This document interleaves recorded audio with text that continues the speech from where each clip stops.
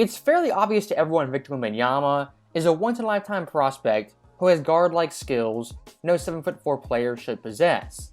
And the hype for Victor has been building for really close to 2 years, as even last year, you heard the American media saying Victor, if he was an all-time great, a top 10 player all time, he'd be a disappointment. And some even stupidly claimed if Victor didn't have a KD-type career, Hakeem-type career, his overall legacy would be a disappointment. That right there is a pretty good example of what we're dealing with when it comes to the NBA media. And barely 5 games into Victor's career, we've seen massive overreactions on both sides of the spectrum. As even in Victor's debut, he was getting dubbed a bust and called overrated entering the 4th quarter. Think about that. This dude hadn't finished a full NBA game yet and was being called a bust. And after his 3rd game versus the Clippers, where he had a so-so showing, about 5 turnovers, only 11 points, he got dragged for that and not, quote, living up to the hype. Now, that's one side of the spectrum. On the other side, when Victor plays well, it gets pretty outrageous. As in 2 games versus Phoenix where he was dominant on both ends of the court, all that overrated talk went out the window. And all of a sudden, it was being asked if Victor realistically had potential to catch LeBron James or Michael Jordan. That is the hysteria with the NBA media. Their massive mood swings, overreactions in one way or another. In Victor's first 5 games of his career, it really is a case study of just how god-awful the media is. And my main problem with the media, really going back 10-15 years, they are always looking for the quote-unquote next one.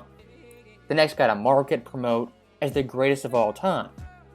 And look, Victor, maybe he becomes that, maybe he doesn't. But for right now, Victor is Victor. He's not LeBron, not Hakeem, not Jordan, and doesn't have to be. And it is pretty telling seeing someone like Rachel Nichols, who's basically the female Brian Windhorse, say Wembanyama could actually be better than LeBron James. Look, I feel pretty confident saying LeBron James is at worst a top 3 player of all time, and Victor won't reach those heights. Yes, it's crazy to say that, I'm outrageous, but I'm going out there on a limb and making that statement. And look, I'm going to be very clear saying this. It's one thing to hate the media and then hate the player, that being Victor. When it comes to Victor, I'm a massive, massive fan. And looking back at the NBA draft, it really is kind of insane. This guy was one ping pong bounce away from being a Charlotte Hornet.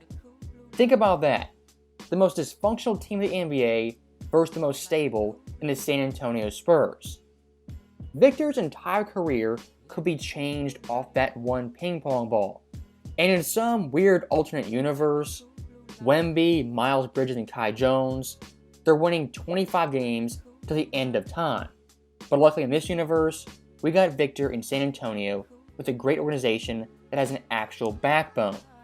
As looking at former number 1 picks, a guy like Zion Williamson, him going to the Pelicans arguably was the worst thing that could have happened, as Louisiana is the center of the gumbo universe. And in many ways, Zion being a Pelican, it didn't get him injured per se, but the way they treated him with kid gloves, been very protective of him. That's been at his detriment and his disadvantage. And it's pretty crazy to think, imagine Zion Williamson in Wembanyama's shoes. Going to the Spurs, a stable team, knows what they're doing, and are competent. Zion's career at this point could be totally different if he was a Spur. That's why Wemby going to San Antonio was so important for the NBA, as was him. And from all the interviews I've watched, the quotes I've seen about him, he is very humble and grounded and doesn't buy into the hype. And for a great player sometimes, that overall mindset can be your best attribute. And Victor's overall game, quite literally, does speak for itself. As in the defensive end already, he's an elite shot blocker and protector, as well as rebounder. Offensively, a little bit shaky here and there, but in 2 games versus Kevin Durant back-to-back, not only defeated Kevin Durant both times, but had crucial plays in the 4th quarter, including some crazy heat checks in that second meeting. And if you look at the overall head-to-head stats, KD might have been slightly better than Victor overall, but Victor played Kevin Durant, one of the best players in the world still, to a standstill. And in their second meeting, Victor scoring 38 points, going off in the fourth quarter for 10 points. In that game, he was the best player on the floor by far, better than KD and even Devin Booker.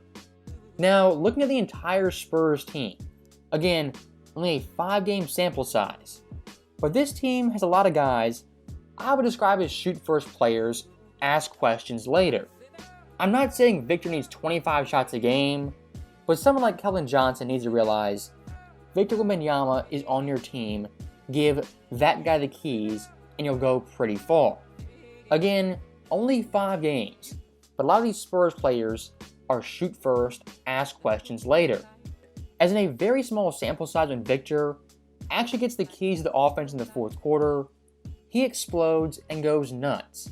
As already Victor ranks 13th in the NBA in fourth quarter scoring at 7.8 points, nearly 80% shooting, and a plus-minus of plus 5.2.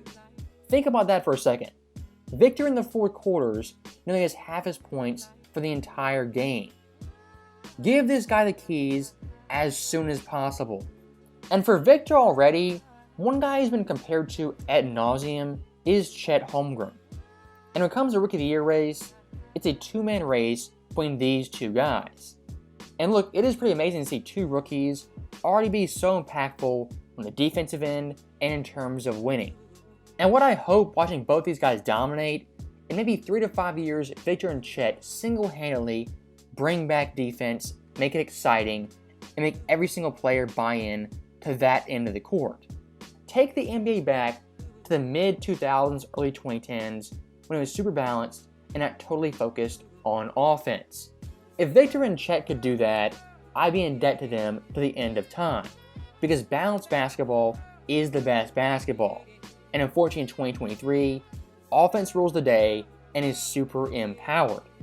So that right there is the end of the video.